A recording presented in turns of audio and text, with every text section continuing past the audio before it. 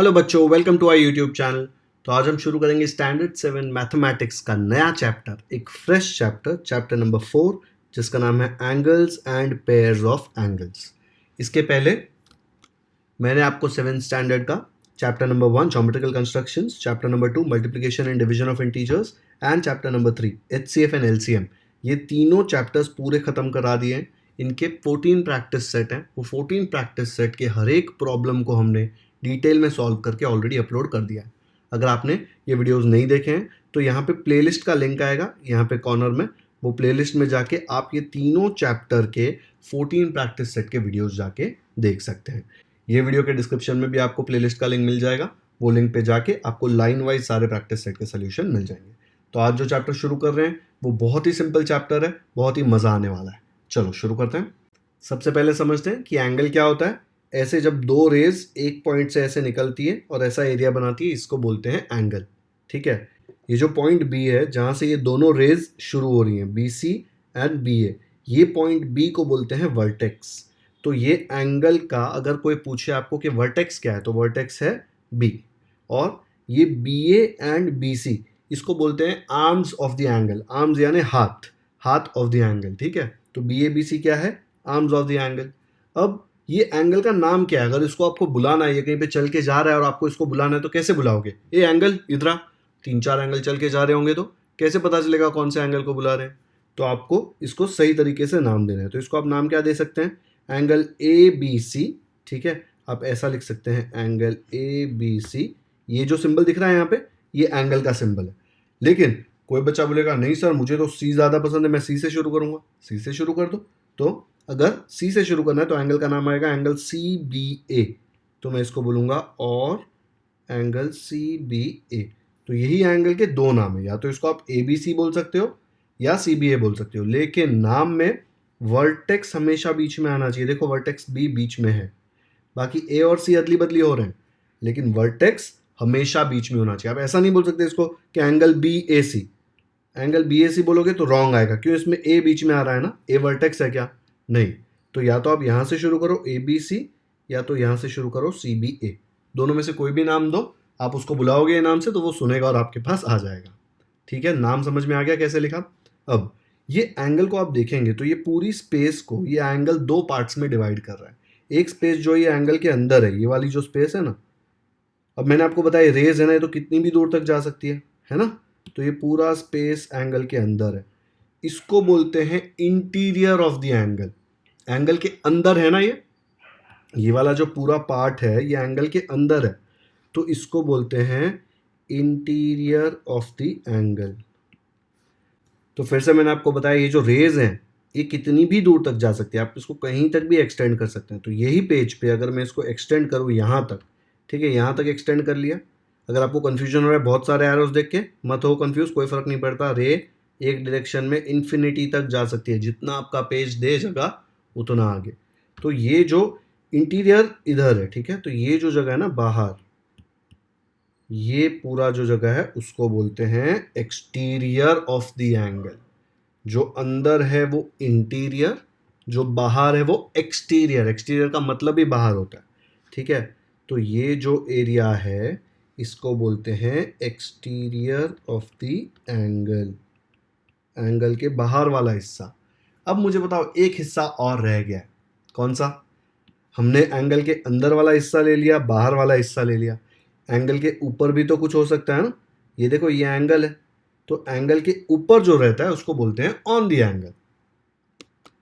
कुछ लोग उसको बोलते हैं on the arms of the angle, क्योंकि ये आर्म्स है ना, आर्म्स मतलब हाथ, आर्म्स ऑफ द एंगल बोला था ना, तो ये आर्म्स के ऊपर जो होते हैं उसको बोलते हैं on the arms of the angle. तो समझ में आया, एंगल में 3 पार्ट्स है। एक एंगल के इंटीरियर वाला पार्ट, एंगल के अंदर वाला पार्ट, मतलब अगर मैं एरिया को एक्सटेंड कर दूं यहाँ तक, तो ये एंगल के अंदर इधर आएगा। ठीक है, ये पूरा एरिया ये सब एंगल के अंदर आएगा। ये जो पार्ट है वो एंगल के बाहर वाला एरिया, ये वाला जो पार्ट है ये एंगल के बाहर वाला पार्ट। तीसरा पार्ट है एंगल के ऊपर वाला part, on the arms of the angle. आया समझ में? चलो इसके ऊपर प्रॉब्लम सॉल्व करते हैं। प्रैक्टिस सेट 15 का फर्स्ट क्वेश्चन है, observe the figure and complete the table for angle A W B. देखो एंगल ए WB, ये दिख रहा है एंगल आपको, ये आपको ऑब्जर्व करना है और ये टेबल कंप्लीट करना है। पहला पूछा है points in the interior, next पूछा है points in the exterior, exterior मतलब बाहर, इंटीरियर मतलब अंदर, और पूछा है points on the arms of the angles. सबसे इजी क्या है, points on the arms of the angles easy है ना। तो देखो ये आर्म्स है, इसके ऊपर कौन से पॉइंट है, point A, point W, point G and point B. ये चारों पॉइंट आर्म्स के ऊपर है ना, ये देखो ये इसके आर्म्स है, आर्म्स का नाम क्या है, WA एंड WB। इसके ऊपर 4 पॉइंट है, point A, point W, point G, point B. तो यहाँ पे पहले इसका आंसर लिख देते हैं, AWGB। कैसे लिखेंगे, ऐसे आ जाएगा इसका आंसर, AWGB। ठीक है, AWGB। ये 4 points arms of the angle के ऊपर है। नेक्स्ट हम लोग करते हैं इंटीरियर। इंटीरियर माने ये जो भी एंगल है इसके अंदर, अंदर मतलब ये वाला भाग, ठीक है। तो ये वाले पार्ट में क्या क्या आ रहा है, देखो RNC एंड X, ये चारों पॉइंट इंटीरियर में आ रहे हैं। तो इंटीरियर में आप क्या आंसर लिख देंगे, point R, point N, point C, point X। लिख दो जल्दी से, ऐसे आ जाएगा, point N, point R, point C, point X। खाली ऐसे मत लिख देना कि NRCX, टीचर आपके मार्क्स कट कर देगी। पॉइंट के आगे हमेशा पॉइंट लिखना होता है, ठीक है। तीसरा क्या बचा, points in the exterior, exterior मतलब एंगल के बाहर। तो ये एंगल है अपना, उसके बाहर कौन कौन है, देखो point T, point U, point Q and point V। ठीक है, TUQV, ये 4 पॉइंट बाहर है एंगल के, एक्सटीरियर में है। तो यहाँ पे आंसर में लिख दो एक्सटीरियर में पॉइंट TUQV। सिर्फ TUQV नहीं लिखने का, पॉइंट भी लिखने का। कैसे लिखेंगे, ऐसे आ जाएगा, पॉइंट TUQV, ये सारे पॉइंट्स एक्सटीरियर में। तो हम लोगों ने 3 चीजें देखी इसमें, points in the interior, points in the exterior and points on the arms of the angles. On the arms of the angles मतलब एंगल के ऊपर, ये जो एंगल है उसके ऊपर। आ गया समझ में, वीडियो पॉज करके देख लो। ऐसे मत सोचो ये क्या काम आएगा, बहुत काम आने वाला है आगे, सिंपल है ना। चलो नेक्स्ट करते हैं। नेक्स्ट कॉन्सेप्ट हम सीखते हैं एडजेसेंट एंगल्स का। एडजेसेंट का मतलब होता है बाजू वाला एंगल, ठीक है, नेबर, पड़ोसी। तो एडजेसेंट एंगल्स कैसे फाइंड करते हैं, ये इसका एक, आपको ऐसा लगेगा 2 एंगल बाजू में दिखे सीधा लिख दिया एडजेसेंट एंगल, ऐसे नहीं है, थोड़ा ट्रिकी है, अच्छे से ध्यान दो। 2 एंगल्स तभी एडजेसेंट होते हैं जब उनका वर्टेक्स कॉमन होता है, ठीक है। अब यहां पे ये देखो बी वर्टेक्स है, ठीक है। अगर मैं बोलूं एंगल ABC एंड दूसरा एंगल बोलूं एंगल DBC, ठीक है। एक एंगल मैंने बोला एंगल ABC एंड दूसरा एंगल बोला एंगल DBC, दिख रहा है ना, ABC एंड DBC, दिखा दोनों एंगल। तो ये दोनों एंगल्स मैं बोल सकता हूं एडजेसेंट एंगल्स है, कब, जब इनका वर्टेक्स कॉमन हो। सेकेंड, इनका एक हाथ, हाथ मतलब आर्म, वो कॉमन होना चाहिए। तो यहां पे देखो ABC एंड DBC, ये जो BC है ये दोनों में आ रहा है ना आर्म, मतलब इनका एक आर्म कॉमन है। तो मैं बोल सकता हूं कॉमन आर्म चाहिए। और तीसरा है, ये सबसे इंपॉर्टेंट कंडीशन है, थर्ड वाला सबसे इंपॉर्टेंट कंडीशन है, इंटीरियर शुड बी डिफरेंट। मतलब क्या, ये ABC जो एंगल है इसका इंटीरियर क्या आएगा, ये आएगा। ये DBC जो एंगल है इसका इंटीरियर ये आएगा। दोनों इंटीरियर अलग अलग है ना, साथ में मिल रहे हैं क्या, यहां पे भी आगे जाके साथ में नहीं मिलेंगे, क्योंकि ये लाइन आगे जाएगी, इसके नीचे इसका इंटीरियर आएगा, इसके ऊपर ये ABC का आएगा। दोनों का इंटीरियर हमेशा अलग अलग होगा, ठीक है। तो इंटीरियर अलग होना चाहिए, पहले वर्टेक्स कॉमन होना चाहिए, फिर एक आर्म, एक हाथ कॉमन होना चाहिए, और तीसरा इनके इंटीरियर्स अलग होने चाहिए। तो यहाँ पे सेपरेट इंटीरियर्स होने चाहिए, ठीक है। तो ये तीनों कंडीशन यहाँ पे सेटिस्फाई हो रही है। ABC एंड DBC में वर्टेक्स कॉमन है, एक हाथ आर्म कॉमन है, और इंटीरियर सेपरेट है। तो मैं बोल सकता हूं angle ABC and angle DBC are adjacent angles. मुझे पता है आधे बच्चे सोच रहे हैं तो कितना सिंपल है सर, इतना टाइम क्यों लगा रहे हैं इसके ऊपर। भाई नहीं है इतना सिंपल, कहीं कहीं पे ट्रिकी हो जाता है। अब मैं आपको एक ट्रिक क्वेश्चन पूछता हूँ। अब मुझे बताओ, क्या angle A B C and angle A B D, ठीक है, ए बी सी एक एंगल है और ए बी डी भी तो एक एंगल है ना, क्या ये दोनों एंगल्स एडजेसेंट एंगल्स हैं या नहीं है? तो सबसे पहले हम चेक करेंगे वर्टेक्स कॉमन है कि नहीं। देखो ए बी सी और ए बी डी में ए बी सी का वर्टेक्स है B and A B D का वर्टेक्स भी है बी। वर्टेक्स मतलब जो बीच में होता है ना पॉइंट, वो देखो बी है ना दोनों में, तो वर्टेक्स कॉमन है। ओके, एक कंडीशन सेटिस्फाई हो रही है। एक से नहीं हो जाएगा, सेकंड कंडीशन क्या थी कि इनका एक आर्म कॉमन होना चाहिए। ए बी सी और ए बी डी में देखो ए बी दोनों बार आ रहा है ना, ए बी सी एंड दूसरा एंगल है ए बी डी, तो ये ए बी एक आर्म कॉमन आ रहा है, तो कॉमन आर्म वाली भी कंडीशन सेटिस्फाई हो रही है। तीसरा कंडीशन क्या है? तीसरा है सेपरेट इंटीरियर्स। सेपरेट इंटीरियर्स का मतलब क्या? ए बी सी, ये ए बी सी का इंटीरियर ये वाला पार्ट होगा, ए बी डी का इंटीरियर क्या होगा? ये ए बी डी पूरा इतना है, ए बी डी का इंटीरियर ये पूरा होगा ना। आपको दिख रहा है ये पहला वाला और ये वाला दोनों आ रहा है इसके अंदर, दोनों का इंटीरियर अलग है क्या? नहीं ना, ए बी सी का जो इंटीरियर है ये वाला पार्ट ये ए बी डी के अंदर भी आ रहा है, तो इनका सेपरेट इंटीरियर नहीं है। ठीक है, सेपरेट इंटीरियर नहीं है। अगर तीनों कंडीशन सेटिस्फाई नहीं हो रही तो ये एडजेसेंट एंगल्स नहीं है। तो A B C and A B D दोनों एडजेसेंट एंगल नहीं है। सेपरेट इंटीरियर समझ में आया ना? ये जो ए बी सी का इंटीरियर है ना, ये वाला पार्ट, वो ए बी डी के अंदर भी आ रहा है, क्योंकि ये वाला पार्ट जो है ना कॉमन है, देखो दोनों में आएगा। अगर दोनों में एक ही पार्ट आ रहा है तो नहीं चलेगा, दोनों का एकदम अलग अलग होना चाहिए। जैसे A B C and D B C में देखो, ए बी सी का ये था एंड डी बी सी का ये था, कहीं पे भी कॉमन नहीं था। ठीक है, तो सेपरेट इंटीरियर्स होना जरूरी है। ये तीनों कंडीशन हमेशा चेक करेंगे। क्या चेक करेंगे? वर्टेक्स कॉमन, या तो ऐसे लिख देना common vertex, common arm, separate interiors. ठीक है, सेपरेट इंटीरियर्स। चलो क्वेश्चन करते हैं। क्वेश्चन 2 दिया है, name the pairs of adjacent angles in the figures below. मतलब पड़ोसी एंगल, आजू बाजू वाले एंगल कौन कौन है? ये वाले फिगर में बोला है एंड ये वाले फिगर में अलग से बोला है। तो हम लोग पहले ये वाला फिगर सॉल्व करते हैं। अब ये वाले फिगर में दो एंगल लेते हैं, ए एन बी, एंड दूसरा एंगल लेते हैं बी एन सी। और भी एंगल्स है लेकिन पहले ये दो लेते हैं। कौन से दो angles? Angle A N B ये वाला, and angle B N C.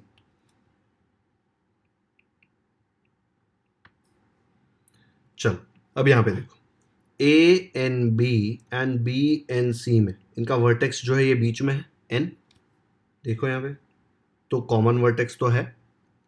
Second, ये बी एन जो है, बी एन आर्म, ये ए एन बी में भी आ रहा है एंड बी एन सी में भी आ रहा है, दोनों में आ रहा है ना ये बी एन वाला पार्ट। ये बी एन वाला पार्ट इसमें भी आ रहा है और इसमें भी आ रहा है, तो कॉमन आर्म भी है, कॉमन वर्टेक्स तो था ही। सेपरेट इंटीरियर्स देखो, ए एन बी ये वाला एंगल है, इसका इंटीरियर ये वाला पार्ट आएगा। बी एन सी ये वाला एंगल है, इसका इंटीरियर ये वाला पार्ट आएगा। दोनों के इंटीरियर अलग अलग है ना, सेपरेट इंटीरियर्स भी है, तो तीनों कंडीशन सेटिस्फाई हो रही है। मतलब मेरा पहला आंसर क्या हो गया कि ये तो एडजेसेंट एंगल्स हैं। ठीक है, जैसे मैंने ए एन बी के साथ बी एन सी लिया ना, वैसे ही ए एन बी के साथ मैं ए एन सी भी ले सकता हूँ। ये भी एक एंगल है ना, पहले मैंने ये एंगल लिया एंड बी एन सी ये वाला एंगल लिया। अब मैं क्या कर रहा हूँ, ए एन सी ये वाला एंगल ले रहा हूँ, ए एन बी और ए एन सी। ठीक है,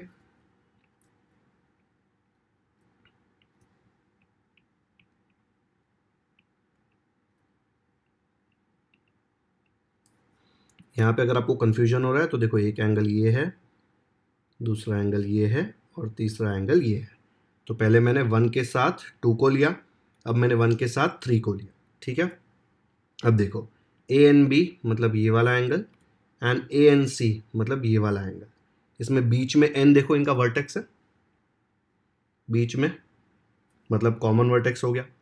फिर ए एन बी में ए एन आता है एंड ए एन सी में भी ए एन आता है, तो एक कॉमन आर्म भी हो गया, कॉमन वर्टेक्स है, कॉमन आर्म है। अभी सेपरेट इंटीरियर्स है कि नहीं ये चेक करते हैं। ए एन बी का इंटीरियर ये वाला पार्ट है एंड ए एन सी का इंटीरियर ये वाला पार्ट है, दोनों का अलग अलग है ना, इसका ये था इसका ये है, तो सेपरेट इंटीरियर्स भी है, मतलब A N B and A N C भी एडजेसेंट एंगल्स हैं। ओके, तो देखो अब मैंने 1 के साथ 2 को लिया, 1 के साथ 3 को लिया, अब 2 और 3 भी तो चेक कर सकते हैं। 2 मतलब क्या, बी एन सी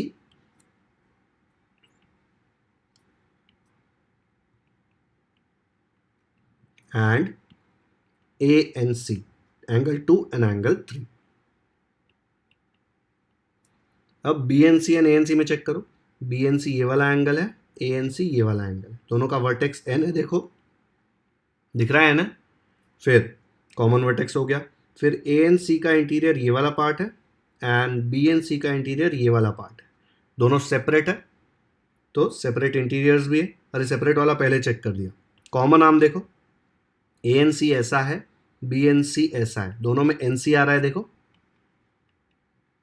तो एक आर्म कॉमन है ना, दिख रहा है कॉमन आर्म, तो इनका कॉमन आर्म भी है, कॉमन वर्टेक्स भी है। सेपरेट इंटीरियर तो मैंने आपको पहले ही बता दिया, ए एन सी का इंटीरियर ये वाला है, बी एन सी का इंटीरियर ये वाला है, तो तीनों कंडीशन सेटिस्फाई हो रही है, तो ये भी दोनों एडजेसेंट एंगल्स है। तो मैं ये 3 लिख दूंगा और लिखूंगा यहाँ पे are adjacent angles. Video pause करके देख लो एक बार, ये यहाँ पे लिखने की जरूरत नहीं है, ये मैंने आपके रेफरेंस के लिए लिखा है, पहली बार सॉल्व कर रहे हो ना, क्या क्या चेक करने का, कॉमन वर्टेक्स है कि नहीं, कॉमन आर्म है कि नहीं, सेपरेट इंटीरियर है कि नहीं, अगर तीनों कंडीशन सेटिस्फाई हो रही है तो एडजेसेंट एंगल है, वरना नहीं है। अब यहाँ पे आपको 3 एंगल दिखे ना, देखो 1 एंगल, फिर ये सेकेंड एंगल, फिर ये थर्ड एंगल, तो हम लोग ने 2 2 का जोड़ी लिया, पहले 1 के साथ 2 लिया, फिर 1 के साथ 3 लिया, फिर 2 के साथ 3 लिया, 3 जोड़ी चेक किया, तीनों एडजेसेंट एंगल्स। और कोई जोड़ी आप चेक नहीं कर सकते हैं यहाँ पे, 2 के साथ 1 लोगे मतलब 1 के साथ 2 ही हो गया ना वो, तो ये एडजेसेंट एंगल्स हैं यहाँ पे। वीडियो पॉज करके एक बार देख लो अच्छे से। चलो अभी नेक्स्ट वाला क्वेश्चन करते हैं, ये मस्त क्वेश्चन है। सेकेंड क्वेश्चन में देखो, यहाँ पे एक एंगल दिया है 1, ये एक एंगल दिया है 2 और ये तीसरा एंगल है, ठीक है। पहले मैं 1 और 2 चेक करता हूँ। 1 मतलब कौन सा एंगल है, पी क्यू आर, एंड 2 मतलब कौन सा है, पी क्यू टी।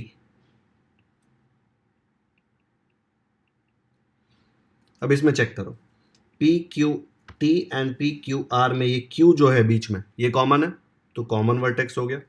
दोनों में पी क्यू आर है, कॉमन आर्म हो गया, समझ में आया ना, P Q R P Q T, ये पी क्यू दोनों में आ रहा है तो कॉमन आर्म भी हो गया। एंड पी क्यू आर का इंटीरियर क्या है, ये वाला पार्ट, पी क्यू टी का इंटीरियर क्या है, ये वाला पार्ट। सिर्फ 1 और 2 को देखो और कुछ मत देखो, तो पी क्यू टी का ये दोनों अलग अलग है ना, तो सेपरेट इंटीरियर्स भी है, तो मैं बोल सकता हूँ ये एडजेसेंट एंगल है, ठीक है, क्योंकि तीनों कंडीशन सेटिस्फाई हो रही है। नेक्स्ट, आप 1 के साथ 3 को जब लेंगे तो 1 में देखो है एंगल पी क्यू आर और 3 में क्या है, एंगल आर टी एस। ये लिखना मत, क्योंकि हमको दिख के ही पता चल रहा है कि ये नहीं है, angle P Q R and angle R T S, ठीक है, P Q R and R T S. P Q R का वर्टेक्स क्या है, क्यू, आर टी एस का वर्टेक्स क्या है, टी। कॉमन वर्टेक्स ही नहीं है ना, अगर कॉमन वर्टेक्स ही नहीं है तो आगे चेक करने का क्या जरूरत है, कोई फायदा ही नहीं है चेक करके, मतलब ये दोनों एडजेसेंट एंगल हो ही नहीं सकते क्योंकि इनका वर्टेक्स कॉमन नहीं है। 2 और 3 चेक करो, आपने 1 एंड 2 चेक किया, 1 एंड 3 चेक किया, अब 2 एंड 3 चेक करो, P Q T and R T S, ठीक है, ये P Q T and R T S.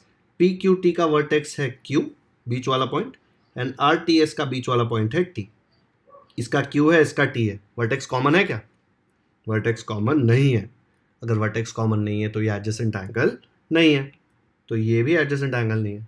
तो आपको जब टेक्स्ट बुक में लिख रहे हो, जब नोटबुक में सोल्यूशन लिख रहे हो, तो ये दिखाने की जरूरत नहीं है, मैं क्यों दिखा रहा हूँ, ताकि आपको समझ में आए कि यहाँ पे एंगल्स दिए हैं लेकिन ज़रूरी नहीं है कि वो एडजेसेंट एंगल। तो ये 2 एंड 3 जो है ना, ये आपके चेक करने के लिए लिखा है मैंने यहाँ पे, ये जो 2 है ना, ये वाले जो 2, ये दोनों एडजेसेंट है, तो मैं यहाँ पे लिख दूंगा आर एडजेसेंट एंगल्स। ये वाले जो है ये लिखना ही नहीं है, लेकिन अगर लिखा तो भी देखो इसके आगे क्रॉस डाला है, these are not adjacent angle. लिखने की जरूरत नहीं है एग्जाम में, अभी वीडियो पॉज करके स्क्रीनशॉट करके ले लो, बाद में तो मैं ये इरेज कर दूंगा ये वाला पार्ट। ओके, तो ये सेकंड क्वेश्चन भी हो गया इसका। आया समझ में? इसमें सेकंड में दो क्वेश्चन थे, एक ये था और एक ये था, दोनों हमने सॉल्व कर दिया। एडजेसेंट एंगल्स चेक करने के लिए क्या चेक करना होता है, एक बार फिर से रिवाइज करते हैं। कॉमन वर्टेक्स होना चाहिए, कॉमन आर्म, एक हाथ कॉमन होना चाहिए और सेपरेट इंटीरियर होना चाहिए। ये तीन में से एक भी अगर नहीं हो रहा ना, खाली कॉमन वर्टेक्स नहीं हुआ तो ये चेक करने की जरूरत ही नहीं है, कॉमन आर्म नहीं हुआ तो ये सब चेक करने की जरूरत ही नहीं है। ठीक है, एक चेक किया और वो नहीं है तो वो एडजेसेंट एंगल हो ही नहीं सकते। और ये हमेशा पेयर्स में होते हैं, जोड़ी, दो दो की जोड़ी होगी। ठीक है, एक अकेला एंगल एडजेसेंट एंगल नहीं होता, पड़ोसी के लिए कोई साथ में बाजू में चाहिए ना। डन है, नेक्स्ट करते हैं। थर्ड क्वेश्चन में दिया है, are the following pairs adjacent angles. Pairs मतलब नीचे जोड़ी दिया है, if not state the reason. आपको रीजन देना है, अगर ये पेयर्स नहीं है, एडजेसेंट पेयर्स नहीं है तो आपको रीजन देना है। पहला पेयर क्या दिया है, पहला जोड़ी, पेयर मतलब जोड़ी, P M Q and R M Q. P M Q देखो, P M Q and R M Q. सबसे पहले क्या चेक करेंगे कि इनका वर्टेक्स कॉमन है कि नहीं। देखो यहाँ पे एम वर्टेक्स कॉमन है ना, पी एम क्यू का वर्टेक्स है M and R M Q का भी वर्टेक्स है एम। देखो दोनों में बीच में आ रहा है, तो वर्टेक्स तो कॉमन है। नेक्स्ट क्या चेक करेंगे, इनका एक हाथ कॉमन है कि नहीं, कॉमन आर्म। ये देखो जो एम क्यू है ये ग्रीन कलर के एंगल में भी आ रहा है और ये वायलेट कलर या पर्पल कलर जो भी है, मुझे कलर्स अच्छे से नहीं आते, उसमें भी आ रहा है ना। तो ये एम क्यू ये कॉमन आर्म है, तो कॉमन वर्टेक्स भी है, कॉमन आर्म भी है। तीसरी कंडीशन सबसे इंपॉर्टेंट क्या थी, separate interiors. P M Q ये वाला जो एंगल है इसके इंटीरियर्स ये वाले हैं, और आर एम क्यू इसके इंटीरियर्स ये वाले हैं। ये वाला पार्ट जो एस वाला पार्ट है वो देखो मत, वो भी है ही नहीं, ऐसा सोचो एग्जिस्ट ही नहीं करता। आपको सिर्फ ये ग्रीन कलर का एंगल और ये वायलेट कलर का एंगल, बस ये दो ही चीज़ दिखनी चाहिए। ओके, तो पी एम क्यू का मैंने आपको बताया ये है इंटीरियर, और आर एम क्यू का इंटीरियर ये वाला है। दोनों एकदम अलग अलग है ना, इसका इधर आ रहा है, इसका इधर आ रहा है, एकदम सेपरेट इंटीरियर है। तो इनका कॉमन वर्टेक्स भी था, कॉमन आर्म भी था और इंटीरियर भी सेपरेट है। तो मैं सीधा लिख सकता हूं कि these are adjacent angles. Okay, लिख सकता हूं ना ऐसे। अगर आपको टेबल फॉर्म में देखना है तो देखो ऐसा आएगा। ये क्वेश्चन मैंने यहाँ पे टेबल फॉर्म में लिख दिया, पेयर ऑफ एंगल्स लिख दिया, जो जो क्वेश्चन दिया था, P M Q and R M Q. Second question था R M Q and S M R. तीसरा क्वेश्चन था R M S and R M T. चौथा था ये वाला। कौन सी कंडीशन चेक करते हैं, कॉमन वर्टेक्स है कि नहीं, कॉमन आर्म है कि नहीं, सेपरेट इंटीरियर्स है कि नहीं। ये तीनों जगह राइट आया तो एडजेसेंट एंगल है। ठीक है, तो हमने P M Q and R M Q अभी चेक किया ना, P M Q and R M Q. इसमें इनका क्या था, कॉमन वर्टेक्स भी था, कॉमन आर्म भी था, सेपरेट इंटीरियर्स भी था, तो ये एडजेसेंट एंगल्स थे। ठीक है, आपको चाहिए तो ऐसे भी भर सकते हो, अगर ये डिफिकल्ट लग रहा है तो एक एक करके सॉल्व करो, उसमें भी कोई प्रॉब्लम नहीं है। ओके, चलो एक एक करके करते हैं। तो यहाँ पे ये P M Q and R M Q मैंने आपको बता दिया आर एडजेसेंट एंगल्स। नेक्स्ट वाला चेक करते हैं, R M Q and S M R कैसे आएगा। तो यहाँ पे देखो ये R M Q and S M R पूछ रहा है, R M Q and S M R. तो बच्चों इसमें देखो वर्टेक्स तो कॉमन है एम, एक आर्म भी कॉमन है क्योंकि एस एम आर में भी एम आर आ रहा है और आर एम क्यू में भी एम आर आ रहा है, तो वो भी है। लेकिन ये जो पूरा आर एम क्यू है इसके इंटीरियर्स क्या है, ये पूरे हैं, एंड एस एम आर का इंटीरियर क्या है, ये वाला है। आपने देखा था ये वाला पार्ट जो है वो आर एम क्यू के भी अंदर आ रहा है ना, ये वाला एंगल के भी अंदर आ रहा है।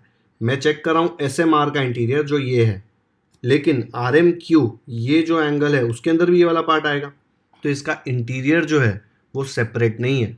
तो हम लोग क्या लिखेंगे यहाँ पे, they are not adjacent angles because they don't have separate interiors. अलग अलग नहीं है। आप देखेंगे तो ये वाला एंगल इसके अंदर आ रहा है ना, आर एम क्यू के अंदर आ रहा है, तो इंटीरियर भी उसका अंदर ही आएगा। ओके, पक्का समझ में आया। चलो मैं एक हाईलाइट करके ट्राई करता हूँ बताने को। अब यहाँ देखो ये जो हाईलाइटेड पार्ट है ना, ये आर एम क्यू का इंटीरियर है, आर एम क्यू। अब एस एम आर का इंटीरियर कहाँ आएगा, देखो एस एम आर का इंटीरियर यही वाला आएगा ना, तो ये जो पार्ट है ये दोनों में आएगा, आर एम क्यू में भी आएगा और एस एम आर में भी आएगा, नहीं चलेगा ना, सेपरेट होना चाहिए। ठीक है, अगर आपको चाहिए तो अलग कलर से चेक कर लो। ये जो पार्ट है एस एम आर वाला वो इसमें भी तो है, आर एम क्यू के अंदर भी आ रहा है ना, ये वाला पार्ट सेपरेट नहीं है, इसलिए मैं बोल सकता हूं they are not adjacent angles because they don't have separate interiors. ऐसा लिख दिया, are not adjacent angle, not है नहीं है adjacent angle, they are not adjacent angle, why, because they don't have separate interiors. यहाँ पे रीजन लिखने बोला, if not state the reason, तो आप रीजन नहीं लिखोगे तो आपको मार्क्स नहीं मिलेंगे। समझ में आ गया। अभी थर्ड वाला करते हैं, R M S and R M T. तो यहाँ पे मैंने R M S and R M T, देखो आर एम एस मैंने ग्रीन कलर का शेड किया है, आर एम टी मैंने ये वायलेट कलर का शेड किया हुआ है। आपको चेक करना है कि ये एडजेसेंट एंगल है कि नहीं। देखो तीसरा वाला R M S and R M T, common vertex, यहाँ देखो आर एम एस का वर्टेक्स है M and R M T का वर्टेक्स है एम, तो कॉमन वर्टेक्स तो है। आर एम एस में भी आर एम आ रहा है और आर एम टी में भी आर एम आ रहा है, कॉमन आर्म भी है। बहुत ही सिंपल है, दो कंडीशन सेटिस्फाई हो रही है, लेकिन आपको क्लियरली फिगर में दिख रहा है कि इनका जो इंटीरियर है वो अलग नहीं है, क्योंकि ये जो एंगल है ना ग्रीन वाला, ये पर्पल वाले एंगल के अंदर ही है। देखो जो पर्पल वाला एंगल है उसका इंटीरियर क्या आएगा, उसका इंटीरियर ये पूरा आएगा ना, सिर्फ ये देखो पर्पल, बाकी ये सारा चीज इग्नोर करो, देखो ही मत, कंफ्यूज होना ही नहीं है, सिर्फ आर एम टी और आर एम एस देखो। ठीक है, तो आर एम टी का इंटीरियर ये वाला पूरा पार्ट आएगा एंड आर एम एस का इंटीरियर ये वाला आएगा, ये वाला पार्ट तो आर एम टी के भी अंदर है ना, तो दोनों का इंटीरियर सेपरेट नहीं है। तो यहां पे भी मैं लिख सकता हूं they are not adjacent angles because they don't have separate interiors. आया समझ में। देखो यहां पे ये जो आर एम टी है इसका इंटीरियर ये वाला पार्ट है जो मैंने शेड किया हुआ है, और आर एम एस का इंटीरियर क्या आएगा, देखो आर एम एस का इंटीरियर जो भी आएगा यही आएगा ना, इसके अंदर वाला पार्ट, ये तो ऑलरेडी आर एम टी के अंदर है, तो सेम यही वाला पार्ट आएगा जो ऑलरेडी था, तो इनका सेपरेट नहीं है, अलग अलग नहीं है, थोड़ा सा पार्ट जो है वो दोनों में आता है, ये वाला पार्ट इसमें भी आ रहा है एंड इसमें भी आ रहा है, तो सेपरेट इंटीरियर नहीं है, मतलब ये एडजेसेंट एंगल नहीं है। तो कैसे लिख देंगे, ऐसे आ जाएगा, RMS and RMT are not adjacent angles because they don't have separate interiors. इनके इंटीरियर्स कहीं पे मैच हो रहे हैं, कॉमन है। ओके, अभी मैंने आपको 3 क्वेश्चंस कराए, वीडियो पॉज करो और 4th क्वेश्चन आप खुद से सॉल्व करो। इसका मतलब ये नहीं कि मैं नहीं कराऊंगा, मैं कराऊंगा, लेकिन वीडियो पॉज करके आपको ट्राई करना है कि आपको ये समझा है कि नहीं। ठीक है, अच्छे से ठंडे दिमाग से आर्म्स यहाँ पे इमेजिन करो, कॉमन वर्टेक्स है कि नहीं, कॉमन आर्म है कि नहीं, या सेपरेट इंटीरियर्स है कि नहीं, तीनों कंडीशन चेक करनी है। तीनों कंडीशन सेटिस्फाई होगी तो मैं बोल सकता हूँ एडजेसेंट एंगल है, अगर एक भी कंडीशन नहीं सेटिस्फाई होगी तो ये एडजेसेंट एंगल्स नहीं है। ओके, चलो चेक करो 4th वाला, वीडियो पॉज कर दो जल्दी से। जिन बच्चों ने वीडियो पॉज नहीं किया अच्छे से स्माइल कर रहे हैं, सोच रहे हैं कि अरे हम तो कितने स्मार्ट हैं, खुद से सॉल्व नहीं किया। स्माइल मत करो, खुद से सॉल्व नहीं किया तो प्रॉब्लम है, सॉल्व करना है खुद से। अभी भी नहीं किया तो वीडियो पॉज करके अभी भी सॉल्व कर लो, क्योंकि अभी मैं सॉल्व करके बता रहा हूँ।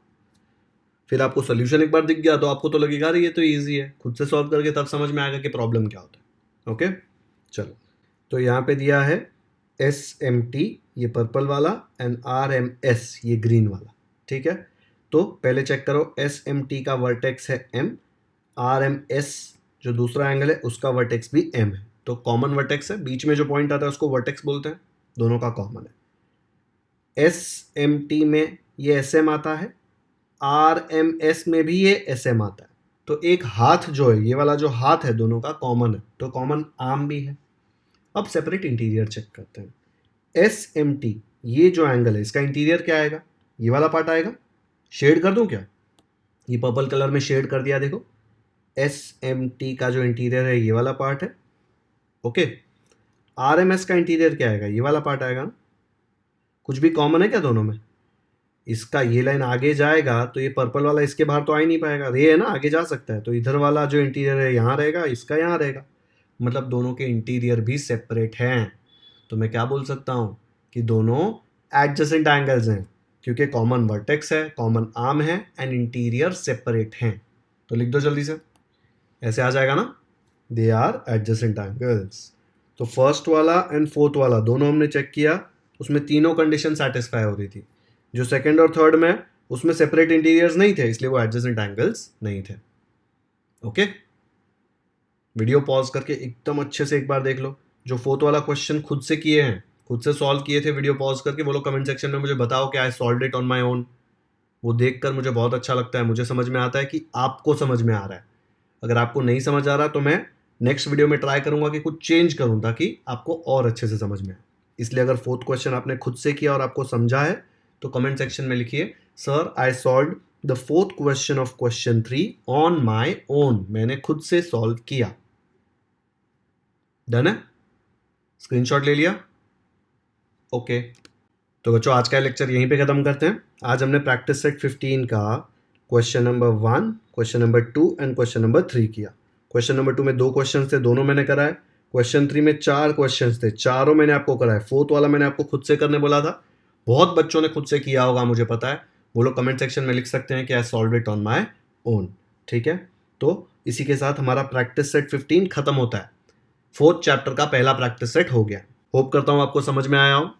अगर आपको ये वीडियो अच्छा लगा तो इसे लाइक ज़रूर करें। इसका लिंक अपने दोस्तों के साथ व्हाट्सएप पर शेयर करें ताकि उनको भी प्रैक्टिस सेट 15 अच्छे से समझ में आ जाए। चैनल को सब्सक्राइब नहीं किया है तो सब्सक्राइब कर दो, क्योंकि ऐसे ही सारे प्रैक्टिस सेट के डिटेल सॉल्यूशंस आपको मिलने वाले हैं। बेल आइकन पर भी क्लिक कर दो ताकि इसका नेक्स्ट प्रैक्टिस सेट जब मैं अपलोड करूं आपको नोटिफिकेशन आ जाए और आप इंपॉर्टेंट लेक्चर्स मिस ना करें। जब ये लेक्चर खत्म होगा तो यहाँ पे एक बॉक्स आएगा जिसमें आपको 6 स्टैंडर्ड का प्लेलिस्ट मिलेगा। उसमें आपको 6 स्टैंडर्ड के लाइन वाइज सारे वीडियोस जो मैंने डाले हैं वो मिल जाएंगे। ओके, कमेंट सेक्शन में मुझे ज़रूर बताएं कि आपको ये वीडियो कैसा लगा। Thank you so much for watching this video.